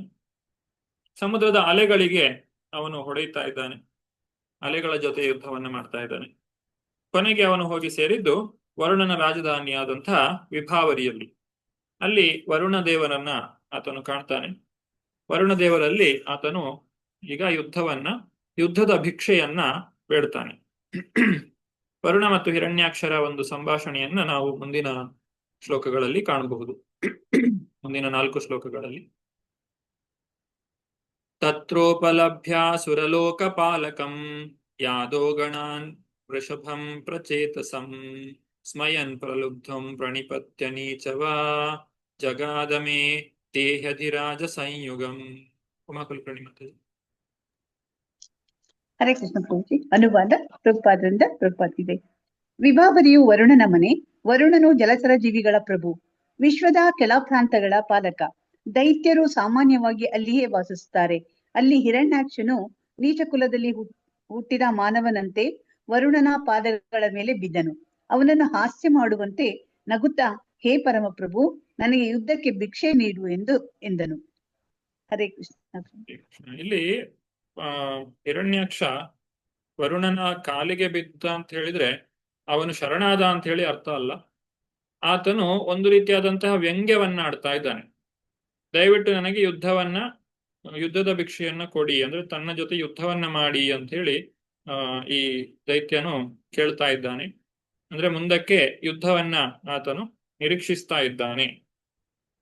ಇತರರಿಗೆ ಸವಾಲನ್ನ ಹಾಕ್ತಾ ಇದ್ದಾನೆ. ಇದರಿಂದ ನಾವು ತಿಳ್ಕೊಳ್ಬೇಕಾದ್ದು ಏನು ಅಂತ ಹೇಳಿದ್ರೆ, ನಾವು ಸಾಮಾನ್ಯವಾಗಿ ನಮ್ಮ ಭಕ್ತಿ ಕಾರ್ಯದಲ್ಲಿ ಮಗ್ನರಾಗಿದ್ದಾಗ ಈ ರೀತಿಯಾದಂತಹ ಸಮಸ್ಯೆಗಳು ಅಥವಾ ಪ್ರಲೋಭನೆಗಳು ನಮ್ಮ ಜೀವನದಲ್ಲಿ ಬಂದಾಗ ನಾವು ಅದನ್ನ ಹೇಗೆ ವರುಣನು ದೈತ್ಯನನ್ನ ಹಿರಣ್ಯಾಕ್ಷನನ್ನ ನಿರ್ಲಕ್ಷ್ಯ ಮಾಡ್ತಾನೆ, ಅದೇ ರೀತಿಯಾಗಿ ನಿರ್ಲಕ್ಷ್ಯವನ್ನ ಮಾಡಿದ್ರೆ ನಾವು ಅವರ ಜೊತೆಗೆ ಅನಗತ್ಯವಾದಂತಹ ಕಾಲಹರಣವನ್ನ ತಪ್ಪಿಸಬಹುದು. ಹೇಗೆ ವರುಣ ಹಿರಣ್ಯಾಕ್ಷನ ಜೊತೆಗೆ ಯುದ್ಧವನ್ನ ಮಾಡದೆ ಅವನನ್ನ ಹಾಗೆ ಕಳಿಸಿಕೊಡ್ತಾನೆ ಅನ್ನೋದನ್ನ ನಾವು ಮುಂದಿನ ಶ್ಲೋಕದಲ್ಲಿ ನೋಡೋಣ. 28ನೇ ಶ್ಲೋಕ. ತ್ವಂ ಲೋಕಪಾಲೋಧಿಪತಿರ್ಬೃಹಶ್ರವ ವೀರ್ಯಾಪಹೋ ದುರ್ಮದ ವೀರ ಮಾನಿನಾಂ ವಿಜಿತ್ಯ ಲೋಕೇಖಿಲ ದೈತ್ಯ ದಾನವಾನ್ ಯದ್ರಾಜಸೂಯೇನ ಪರಾಯಜತ್ ಪ್ರಭೋ. ಶೋಭಾರ್ಮತಜಿ. ಹರೇ ಕೃಷ್ಣ ಪ್ರಭುಜಿ. ನೀನು ಇಡೀ ವಲಯದ ಪಾಲಕನಾಗಿದ್ದೀಯೆ. ಅಪಾರ ಕೀರ್ತಿ ಪಡೆದ ಆಡಳಿತಗಾರನಾಗಿರುವೆ. ಕೊಬ್ಬಿದ ಪ್ರತಿಷ್ಠಿತರಾದ ಯೋಧರ ಬಲವನ್ನು ಮುರಿದವನು ನೀನು. ಪ್ರಪಂಚದ ಎಲ್ಲ ದೈತ್ಯ ದಾನವರನ್ನೂ ಜಯಿಸಿದವನು. ಭಗವಂತನಿಗಾಗಿ ಒಮ್ಮೆ ರಾಜಸೂಯ ಯಾಗವನ್ನೂ ಮಾಡಿದ್ದೀಯೆ. ಹರೇ ಕೃಷ್ಣ ಪ್ರಭುಜಿ. ಧನ್ಯವಾದ. ವರುಣನಿಂದ ಈಗ ಯಾವುದೋ ಒಂದು ಪ್ರಯೋಜನವನ್ನ ಪಡೆಯಬೇಕಾದಂತಹ ಸಂದರ್ಭದಲ್ಲಿ ಹಿರಣ್ಯಾಕ್ಷ ಅವನನ್ನ ಹೊಗಳ್ತಾ ಇದ್ದಾನೆ. ವರುಣದೇವ ಬಹಳ ಶಕ್ತಿಶಾಲಿ. ವರುಣ ಪಾಶ ಅನ್ನುವಂಥದ್ದು ಬಹಳ ಶಕ್ತಿಶಾಲಿಯಾದಂತಹ ಒಂದು ಆಯುಧ. ಆದ್ರೂ ಕೂಡ ಆತನಿಗೆ ಗೊತ್ತಿದೆ ಇವನನ್ನ ಸಂಹಾರ ಮಾಡುವುದು ಆ ಭಗವಂತನೇ, ಆ ನಾರಾಯಣನೇ ವರಾಹ ರೂಪಿಯಾಗಿ ಅವತಾರವನ್ನ ತಾಳ್ತಾನೆ, ಇವನ ದೈತ್ಯನನ್ನ ಸಂಹಾರ ಮಾಡ್ತಾನೆ ಅನ್ನೋದು ಅವನಿಗೆ ಗೊತ್ತಿದೆ. ಹಾಗಾಗಿ ಆ ವರುಣನು ಈ ದೈತ್ಯನ ಜೊತೆಗೆ ಯುದ್ಧವನ್ನ ಮಾಡಲಿಕ್ಕೆ ಒಪ್ಪುವುದಿಲ್ಲ. ಸಾ ಏವ ಮುತ್ಸಿಕ್ತ ಮದೇನ ವಿದ್ವಿಷ ದೃಢಂ ಪ್ರಲಬ್ಧೋ ಭಗವಾನ ಪಾಂಪತಿ ರೋಷಂ ಸಮುತ್ಥಂ ಶಮಯನ್ ಸ್ವಯಾ ಧಿಯಾ ವ್ಯವೋಚದಂ ಗೋಪಶಮಂ ಗತಾವಯಂ. ಲೀಲಾವತಿ ಮಾತಾಜಿ. ಹರೇ ಕೃಷ್ಣ ಪ್ರಭು. ಅನುವಾದ: ಶತ್ರುವು ಮಿತಿಮೀರಿದ ಸ್ವಪ್ರತಿಷ್ಠೆಯುಳ್ಳವನು. ಅಂತಹವನಿಂದ ಅಣಕವಾಡಿಸಿಕೊಂಡ ಜಲದ ಆರಾಧ್ಯ ದೇವತೆಯು ವರುಣನು ಕೋಪದಿಂದ ಕೆರಳಿದನು. ತನ್ನಲ್ಲಿ ಕೆರಳಿದ ಕೋಪವನ್ನು ವಿವೇಚನಾ ಶಕ್ತಿಯ ಬಲದಿಂದ ಕುಗ್ಗಿಸಿದನು. ಮತ್ತೆ ಅವನು ಉತ್ತರ ಕೊಟ್ಟನು: ಓ ಪ್ರೀತಿಪಾತ್ರನೇ, ನಾವೀಗ ಯುದ್ಧಗಳಿಂದ ದೂರವಾಗಿದ್ದೇವೆ, ಯುದ್ಧ ಮಾಡಲಾಗದಷ್ಟು ವೃದ್ಧರಾಗಿದ್ದೇವೆ. ಹರೇ ಕೃಷ್ಣ ಪ್ರಭು. ಹರೇ ಕೃಷ್ಣ. ಇಲ್ಲಿ ವರುಣನಿಗೆ ಸಿಟ್ಟು ಬರ್ತದೆ, ಆದ್ರೂ ಕೂಡ ತನ್ನ ಸಿಟ್ಟನ್ನ ನಿಯಂತ್ರಣ ಮಾಡಿಕೊಂಡು ವರುಣನು ಹೇಳ್ತಾನೆ, ನನಗೆ ಈಗ ಬಹಳ ವಯಸ್ಸಾಗಿದೆ, ನಾನು ಈಗ ನಿನ್ನ ಜೊತೆ ಯುದ್ಧ ಮಾಡುವಷ್ಟು ಶಕ್ತಿಯನ್ನ ಹೊಂದಿಲ್ಲ ಅಂತ ಹೇಳಿ ಆ ಒಂದು ಯುದ್ಧವನ್ನ ಮಾಡುವಂತಹ ಐಹಿಕ ಭೋಗಾಸಕ್ತಿಯನ್ನ ಹೊಂದಿದ್ದಂತಹ ದೈತ್ಯನಿಗೆ ವರುಣನು ಈ ರೀತಿ ಹೇಳಿ ಆ ಯುದ್ಧದಿಂದ ಆತನು ವಿಮುಖನಾಗ್ತಾನೆ. ಯುದ್ಧವನ್ನ ಮಾಡದೇ ಇರ್ಲಿಕ್ಕೆ ಅವನು ನಿರ್ಧರಿಸ್ತಾನೆ. ಅಷ್ಟು ಹೇಳುವುದು ಮಾತ್ರ ಅಲ್ಲ, ಆ ಹಿರಣ್ಯಾಕ್ಷನಿಗೆ ವರುಣನು ಒಂದು ಸಲಹೆಯನ್ನು ಕೊಡ್ತಾನೆ. ಏನು ಸಲಹೆ ಅಂತ ಹೇಳಿದ್ರೆ, ಪಶ್ಯಾಮಿ ನಾಣ್ಯಂ ಪುರುಷಾತ್ ಪುರಾತನಾದ್ಯ ಸಂಯುಗೇ ತ್ವಾಂ ರಣಮಾರ್ಗ ಕೋವಿದಂ ಆರಾಧಯಿಷ್ಯತ್ಯ ಸುರರ್ಷಭೇಹಿತಂ ಮನಸ್ವಿನೋಯಂ ಗೃಣತೆ ಭವಾದೃಶ. ಶೋಭಯನ್ ಮಾತಾಜಿ. ಹರೇ ಕೃಷ್ಣ. ನೀನು ಯುದ್ಧದಲ್ಲಿ ತುಂಬಾ ನಿಪುಣನಾಗಿದ್ದೀಯೆ. ಪುರಾತನ ಪುರುಷ ಪ್ರಭು ವಿಷ್ಣುವನ್ನುಳಿದು ಬೇರೆ ಯಾರು ನಿನಗೆ ಯುದ್ಧದಲ್ಲಿ ತೃಪ್ತಿಯನ್ನು ನೀಡಬಲ್ಲರು? ಆದ್ದರಿಂದ ಅಸುರ ರಾಜನೇ, ಅವನನ್ನು ಸಂಧಿಸು. ನಿನ್ನಂತ ಕಲಿಗಳು ಕೂಡ ಅವನನ್ನು ಪ್ರಶಂಸೆಯೊಡನೆ ಉಲ್ಲೇಖಿಸುತ್ತಾರೆ. ಧನ್ಯವಾದ. ಹರೇ ಕೃಷ್ಣ. ಯುದ್ಧ ಮಾಡಿದ್ರೆ ಸಮಾನದ ಜೊತೆಗೆ ಯುದ್ಧ ಮಾಡಬೇಕು. ಯಾವುದೋ ಒಬ್ಬ ಅಬಲರನ್ನ ಯುದ್ಧದಲ್ಲಿ ಸೋಲಿಸಿದ ಮಾತ್ರಕ್ಕೆ ಅಂತಹ ವ್ಯಕ್ತಿಯನ್ನ ಒಬ್ಬ ಉತ್ತಮವಾದಂತಹ ಯೋಧ ಅಂತ ಹೇಳಲಿಕ್ಕೆ ಸಾಧ್ಯ ಇಲ್ಲ. ಆದ್ರಿಂದ ನಿಜವಾಗ್ಲೂ ಹಿರಣ್ಯಾಕ್ಷನಿಗೆ ಅವನ ಒಂದು ಶಕ್ತಿ ಸಾಮರ್ಥ್ಯವನ್ನ ಪ್ರದರ್ಶಿಸಬೇಕು ಅಂತ ಇದ್ರೆ ಅವನು ವರಾಹ ದೇವರ ಜೊತೆಗೆ ಯುದ್ಧವನ್ನ ಮಾಡಬೇಕು. ಆ ರೀತಿಯಾಗಿ ಇಲ್ಲಿ ಪ್ರಭು ವಿಷ್ಣುವನ್ನ ಉಳಿದು ಬೇರೆ ಯಾರು ಕೂಡ ನಿನಗೆ ಯುದ್ಧದಲ್ಲಿ ತೃಪ್ತಿಯನ್ನ ಕೊಡ್ಲಿಕ್ಕೆ ಸಾಧ್ಯ ಇಲ್ಲ ಅನ್ನುವಂತಹ ಸಲಹೆಯನ್ನು ಕೂಡ ವರುಣನು ಕೊಡ್ತಾ ಇದ್ದಾನೆ. ಕೊನೆಯದಾಗಿ ತಂ ವೀರಮಾರಾದಭಿಪದ್ಯ ವಿಸ್ಮಯ ಶಯಿಸ್ಯ ಶೇ ವೀರ ಶಯೇಶ್ವಭಿರ್ವೃತ ಯಸ್ತ್ವದ್ವಿಧಾನ ನಾಮ ಸತಾಂ ಪ್ರಶಾಂತಯೇ ರೂಪಾಣಿ ಧತ್ತೆ ಸದನುಗ್ರಹೇಚ್ಛಯ. ಚಂದ್ರಿಕಾ ಮಾತಾಜಿ. ಹರೇ ಕೃಷ್ಣ ಪ್ರಭುಜಿ. ವರುಣನು ಮುಂದುವರಿಸಿದನು, ಅವನ ಬಳಿಗೆ ನೀನು ಹೋದೊಡನೆಯೇ ಗರ್ವರಹಿತನಾಗುವೆ, ರಣರಂಗದಲ್ಲಿ ಮಲಗುವೆ, ನಾಯಿಗಳು ನಿನ್ನನ್ನು ಸುತ್ತುವರಿಯುತ್ತವೆ, ಶಾಶ್ವತವಾಗಿ ನಿದ್ರಿಸುವೆ. ನಿನ್ನಂತ ದುಷ್ಟರನ್ನು ನಿರ್ನಾಮ ಮಾಡಲು, ಸಾತ್ವಿಕರಿಗೆ ಅನುಗ್ರಹ ತೋರಲು ಅವನು ವರಾಹದಂತಹ ಅನೇಕ ಅವತಾರಗಳನ್ನು ತಾಳುತ್ತಾನೆ. ಹರೇ ಕೃಷ್ಣ ಪ್ರಭುಜಿ. ಹರೇ ಕೃಷ್ಣ. ವರುಣನ ಈ ಮಾತುಗಳಲ್ಲಿ ಅವನಲ್ಲಿರುವಂತಹ ವರುಣ ದೇವರಲ್ಲಿರುವಂತಹ ಆ ಒಂದು ಸಿಟ್ಟು ಮತ್ತು ಆ ಒಂದು ದೈತ್ಯನಿಗೆ ಅವನು ಯಾವ ರೀತಿಯಾಗಿ ಸಲಹೆಯನ್ನ ಕೊಟ್ಟು ಆ ಭಗವಂತನ ಒಂದು ಯೋಜನೆಯಲ್ಲಿ ವರುಣ ದೇವರು ಕೂಡ ಪಾತ್ರ ವಹಿಸಿಕೊಳ್ಳುವುದನ್ನ ಇಲ್ಲಿ ನಾವು ಕಾಣಬಹುದು. ಮುಂದಕ್ಕೆ ನಡೀಲಿಕ್ಕಿರುವಂತಹ ಭವಿಷ್ಯವನ್ನ ಇಲ್ಲಿ ತಿಳಿಸ್ತಾ ಇದ್ದಾರೆ.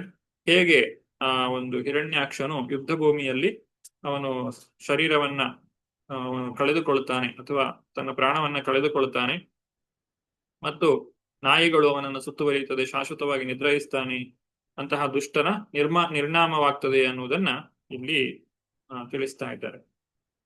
ಇಲ್ಲಿಗೆ ಈ ವಿಶ್ವವಿಜೇತ ಹಿರಣ್ಯಾಕ್ಷ ಅನ್ನುವಂತಹ 17ನೇ ಅಧ್ಯಾಯವನ್ನ ನಾವು ತಿಳಿದುಕೊಂಡಿದ್ದೇವೆ, ಸಂಕ್ಷಿಪ್ತವಾಗಿ ತಿಳಿದುಕೊಂಡಿದ್ದೇವೆ. ಮುಂದಿನ ಭಾಗದಲ್ಲಿ ವರಾಹ ದೇವರನ್ನ ಹಿರಣ್ಯಾಕ್ಷನು ಸಂಧಿಸ್ತಾನೆ. ಮತ್ತೆ ಹಿರಣ್ಯಾಕ್ಷ ವರಾಹ ದೇವರ ಜೊತೆಗೆ ಯಾವ ರೀತಿಯಾಗಿ ಯುದ್ಧ ಮಾಡಿದ್ದರು ಅನ್ನುವುದನ್ನ ಮುಂದಿನ ಭಾಗದಲ್ಲಿ ನಾವು ತಿಳಿದುಕೊಳ್ಳಿಕ್ಕಿದ್ದೇವೆ.